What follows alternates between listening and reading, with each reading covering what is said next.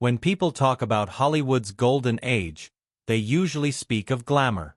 The sparkling gowns, the red carpets, the eternal smiles that defined an era. But behind those perfect photographs were secrets that wrire of betrayal, cruelty, and fear. And one man known for his integrity and his piercing blue eyes decided to tell the truth before his time ran out. His name was Burt Lancaster, a man who lived through the very system he would later expose. In his final years, he began writing what he called the most evil of them all, a list that would forever change how we see the legends of old Hollywood. The man who knew too much. Burt Lancaster wasn't just another movie star. Born November 2, 1913 in Manhattan, he came from a working-class Irish-American family that taught him toughness and discipline.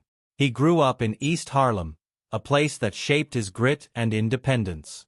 Before he ever set foot on a film set, Lancaster was a circus acrobat performing stunts with his lifelong friend Nick Kvat in the K Brothers Circus. That experience, full of danger and control, became a metaphor for the life he would later lead, balancing on the high wire of Hollywood's golden illusion. After World War II, Lancaster served in the U.S. Army's Special Services Unit, entertaining troops across Europe. When he returned home, fate struck. A chance audition led him to the 1946 noir classic, The Killers, which made him an overnight sensation. Within a decade, he was one of the most powerful men in the industry, starring in films like From Here to Eternity, Elmer Gantry, Birdman of Alcatraz, and Judgment at Nuremberg. But Lancaster wasn't just an actor. He was a producer, a thinker, a rebel. He co-founded Hechtel Lancaster Productions, one of the first independent studios in Hollywood, determined to make films that told the truth instead of selling lies.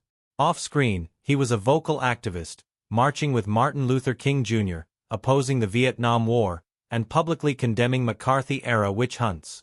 To most, he represented the moral center of old Hollywood. Yet, as the decades passed, Lancaster grew increasingly bitter. He had seen too much. The backroom deals, the abuse, the corruption hidden beneath the glitz. By the 1970s, as the golden age faded into nostalgia, Lancaster began documenting everything he'd witnessed. His goal wasn't revenge. It was confession. He called it the most evil of them all. A private manuscript that listed 14 names, actors, and actresses he believed had destroyed others for power. To him, these were not rumors. They were scars left on his generation. The masks of Hollywood. Lancaster's journal began with a warning. Not all smiles are kind. He wanted readers to understand that the golden age was built as much on cruelty as it was on charisma. His first target was one of his own friends, Kirk Douglas, his co-star in Gunfight at the OK Corral and 7 Days in May. To the world, Douglas was the image of strength, the proud rebel who fought studio control and brought Spartacus to life. But to Lancaster, he was a ruthless titan, a man who thrived on domination. He accused Douglas of betraying co-stars to secure roles, blacklisting rivals, and manipulating producers through charm. Lancaster even claimed Douglas would steal a role from his own son if it meant another headline. Their professional partnership, once celebrated, had long since curdled into distrust. Then came Mickey Rooney, whom Lancaster called the Mask of Mischief. Rooney, America's on-screen boy next door, was described as a cruel man behind closed doors, one who mocked extras and humiliated young actresses for sport. Lancaster recalled watching him bully background performers during filming, turning entire sets into places of fear. Rooney's 8 failed marriages, Lancaster wrote, were not bad luck, but a pattern of control and abandonment. For a man so beloved by audiences, his private behavior, if true, revealed a much darker truth. But Lancaster didn't spare the women either. His most controversial entry was Natalie Wood, whom he labeled the siren with a secret. To him, she wasn't the fragile and ingenue Hollywood adored, but a master manipulator of sympathy and influence. He claimed she used her emotions like weapons, crying on cue to get others fired or rewritten out of films. Her mysterious death in 1981 haunted Lancaster deeply. He once told a close friend, "The sea didn't take her. Hollywood did." In his mind, her fate symbolized the price of deceit and ambition in a world that rewarded both. Next was Elizabeth Taylor, the Diamond Queen of drama. Lancaster described her as a storm wrapped in silk, capable of turning entire productions into chaos. During the filming of Cleopatra in 1962, she reportedly halted work for hours over a trivial wardrobe dispute. To Lancaster, Taylor's marriages and scandals weren't tragedies, they were weapons. She didn't just steal scenes, he wrote. She stole souls. The devil's behind the gentleman. After Elizabeth Taylor, Lancaster turned his focus to the men whose public images defined virtue and respectability, but whose private behavior he claimed revealed something far colder. The first name was Spencer Tracy, the actor critics worshipped for his depth, discipline, and quiet strength. But in Lancaster's manuscript, Tracy was called the tyrant behind the talent. He described him as an unpredictable storm, a man whose alcoholism turned him from mentor to menace. He could play saints on the screen, Lancaster wrote, but he was a devil in the dressing room. Tracy's rages, according to Lancaster, were not just personal battles, but acts of intimidation. Crew members were terrified of crossing him. Lancaster recalled an incident from 1961 during the filming of Judgment at Nuremberg when Tracy allegedly smashed a bottle in fury at a minor mistake by a makeup artist. While fans excused these eruptions as the suffering of a tortured genius, Lancaster saw only the trail of fear they left behind. He didn't just destroy sets, he said. He destroyed people. From there, the list turned to James Stewart, perhaps the most shocking inclusion of all. Stewart was America's moral compass, the embodiment of decency in Mr. Smith Goes to Washington, and It's a Wonderful Life. But Lancaster called him the dark heart of America's sweetheart. He wrote that Stewart smiled for the camera, but judged everyone behind it. In his account, Stewart's kind persona was a carefully constructed performance, a tool to maintain control and respect. Lancaster accused him of taking secret notes on co-stars' mistakes and delivering them to directors, quiet sabotage disguised as professionalism. Even more disturbing, he hinted that Stewart's patriotism had a shadow side, a subtle prejudice that kept certain actors off his sets. Then came Marilyn Monroe, the angel of addiction. To the world, she was the definition of vulnerability, the wounded goddess who made men want to protect her. But Lancaster saw something darker, manipulation. He claimed Monroe used her fragility as leverage, delaying productions, seducing powerful men, and playing helpless to keep control. During Some Like It Hot, he wrote, she disappeared from set for hours, leaving everyone waiting. She didn't cry for help, Lancaster noted. She made help come to her. To him, her tragic death was not a mystery, but an inevitable end to a life consumed by dependence and deception, the final act of a woman Hollywood both created and destroyed. The legacy of cruelty. After the fragile chaos of Monroe, Lancaster's journal took a darker turn, one that peeled back the glamorous masks of Hollywood's most masculine icons. The next name was Errol Flynn, the man who had once defined adventure itself.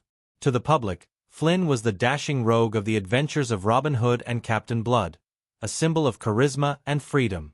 But in Lancaster's words, he was a devil-may-care desperado, a charming sociopath in pirate's clothing.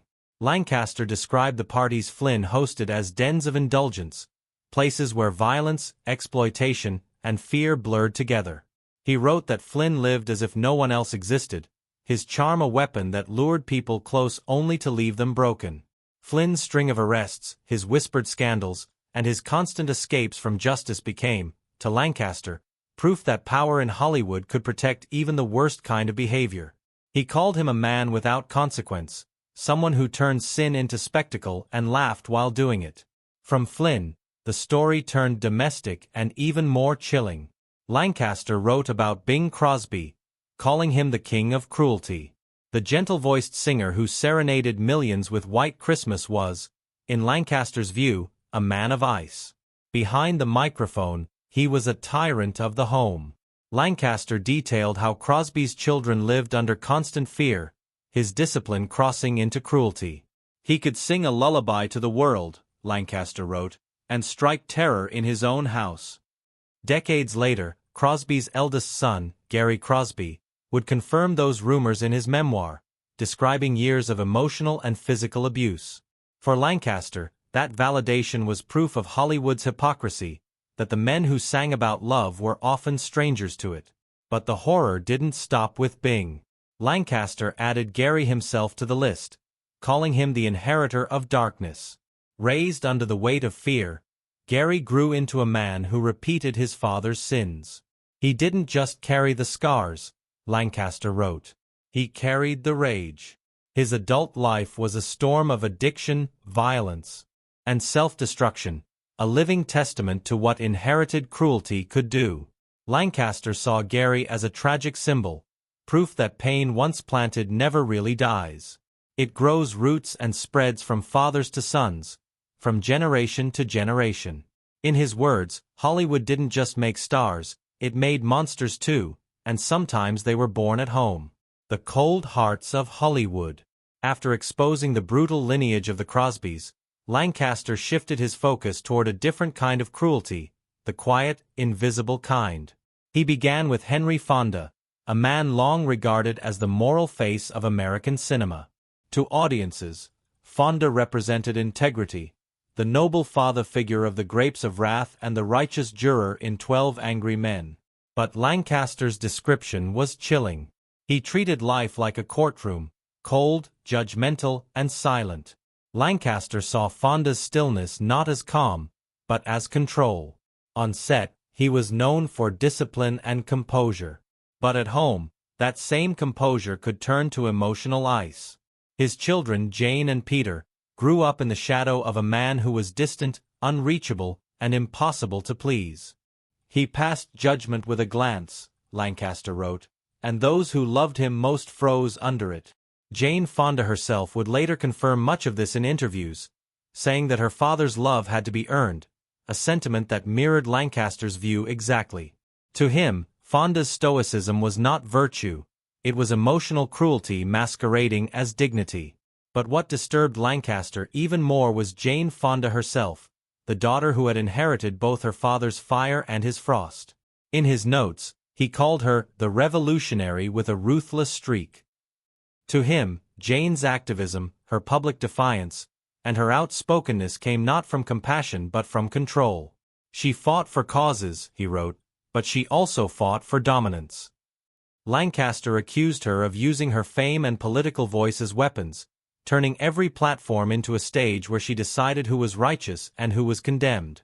He once told a confidant that Jane could be warm and kind 1 hour and ice cold the next, a pattern that echoed her father's detached intensity.